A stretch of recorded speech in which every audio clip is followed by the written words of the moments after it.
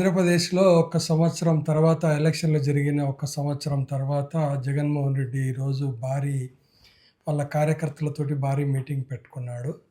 అంటే వాళ్ళ ముఖ్యులు ఆహ్, వాళ్ళ పార్టీలోని ముఖ్యులందరితో కలిసి తాడేపల్లి అతని ఇంట్లో మీటింగ్ పెట్టుకున్నారు. చాలా మటుకు అందరూ వచ్చినట్లే ఉన్నారు.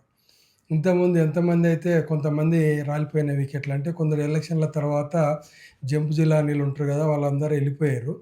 ఇక మిగిలిన వాళ్ళందరికీ ఇప్పుడు భయం పుట్టుకుంది. ఏం భయము అంటే టీడీపీ గవర్నమెంట్ ఎప్పుడు ఎవరిని అరెస్ట్ చేస్తుందో తెలియదు. సో, దాంతో ఏమైతదంటే ఎప్పుడైనా సరే ఒక ఫోర్స్ మన మీద పడడానికి ట్రై చేస్తే అందరూ ఏకమైతుంటారు. ఎందుకంటే తప్పదది. లేకపోతే ఇంకా మీద పడి ఇంకా రచ్చ చేస్తది అనే భయం ఉంటుంది ప్రతి ఒక్కరికి.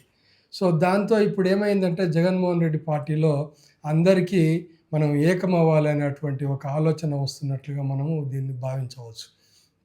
అంత సంఘటితంగా ఇప్పుడు టీడీపీ మీద పోరాడాలి అనేటువంటి ఆలోచనలో ఉన్నారు గాబట్టే ఈరోజు తాడేపల్లి మీటింగ్‌లో అందరూ వీడియో చూశాను నేను. ఆల్మోస్ట్ ఆళ్ళు వైసీపీ లీడర్లందరూ గూడా వచ్చినట్లు కనిపిస్తుంది.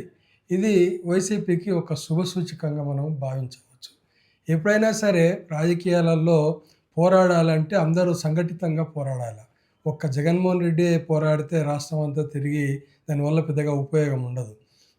అతనితో పాటు లీడర్స్ గూడా వాళ్ళ కృషి చేస్తేనే దాంట్లో పార్టీ మళ్ళీ పుంజుకోవడానికి ఆస్కారం ఉంటుంది.